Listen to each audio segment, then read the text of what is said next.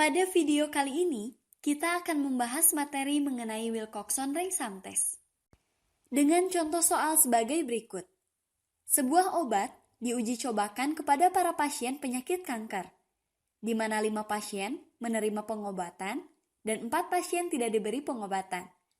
Lama hidup dalam tahun dari 9 pasien yang diamati adalah sebagai berikut. Untuk pasien yang diberi pengobatan, pasien pertama memiliki lama hidup 2,1 tahun, pasien kedua 5,3 tahun, pasien ketiga 1,1 tahun, pasien keempat 4,6 tahun, dan pasien kelima 0,9 tahun. Sementara itu, lama hidup untuk pasien yang tidak diberi pengobatan, pasien pertama memiliki lama hidup 1,9 tahun, pasien kedua 0,5 tahun, pasien ketiga 2,8 tahun, dan pasien keempat 3,1 tahun. Di sini, peneliti ingin menguji apakah obat yang diuji cobakan efektif dalam menyembuhkan penyakit kanker pada taraf nyata 5%. Dari pertanyaan tersebut, maka dibuatlah hipotesis sebagai berikut. H0 adalah lama hidup pasien yang diobati lebih kecil sama dengan lama hidup pasien yang tidak diobati. Ini berarti obat tersebut tidak efektif. Adapun hipotesis alternatif atau H1 adalah lama hidup pasien yang diobati lebih besar dari lama hidup pasien yang tidak diobati. Ini berarti obat tersebut efektif. Dari hipotesis tersebut, maka didapatkan populasi pertama adalah pasien yang diobati, di mana jumlah observasi atau N1-nya sama dengan 5. Populasi kedua adalah pasien yang tidak diobati, di mana jumlah observasi atau N2-nya sama dengan 4. Langkah berikutnya yaitu meranking lama hidup semua pasien yang diobservasi, di mana lama hidup terpendek berarti ranking yang paling kecil, dan lama hidup terlama berarti ranking yang paling besar.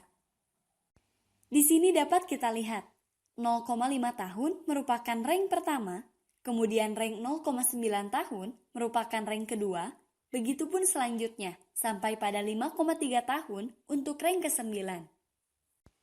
Kemudian, kita jumlahkan masing-masing rank populasi, baik rank untuk populasi 1 maupun rank untuk populasi kedua.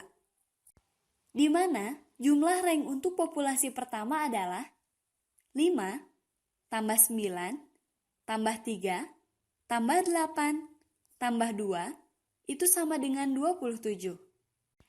Artinya, jumlah rank pertama adalah 27, sedangkan jumlah rank untuk populasi kedua adalah 4, tambah 1, tambah 6, tambah 7 adalah 18. Kemudian, kita bisa mendapatkan nilai W. Nilai W adalah jumlah rank untuk populasi pertama, di mana jumlah rank untuk populasi pertama adalah 27.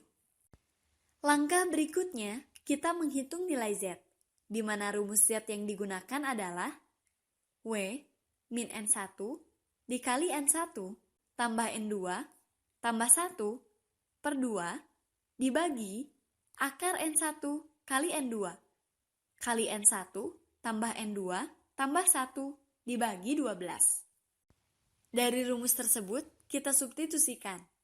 Z sama dengan 27 min 5 dikali 5 tambah 4 tambah 1 dibagi 2 dibagi akar 5 kali 4 kali 5 tambah 4 tambah 1 dibagi 12.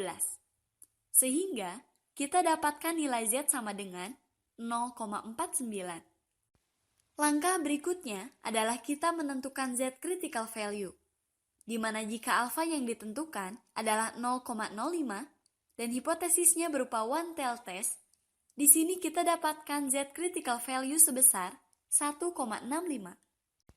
Kemudian, kriteria untuk menolak H0 atau tidak menolak H0 adalah sebagai berikut. Jika Z hitung lebih besar dari Z critical value, maka kesimpulannya adalah tolak H0. Kemudian, jika Z hitung lebih kecil dari Z critical value, maka disimpulkan gagal tolak H0. Dari perhitungan tadi, kita mendapatkan Z sebesar 0,49 dan Z critical value sebesar 1,65. Karena 0,49 itu lebih kecil daripada 1,65, Ini artinya, Z hitung itu lebih kecil dari Z critical value, sehingga kesimpulannya adalah gagal tolak H0. Maka dari perhitungan percobaan menggunakan analisis Wilcoxon-Range-Sum test tersebut, dapat kita simpulkan, tidak ada perbedaan lama hidup pasien yang diobati dan pasien yang tidak diobati. Artinya, obat tersebut tidak efektif untuk mengobati penyakit kanker. Sekian video pembahasan contoh soal dalam pengaplikasian Wilcoxon-Range-Sum test. Terima kasih dan selamat belajar.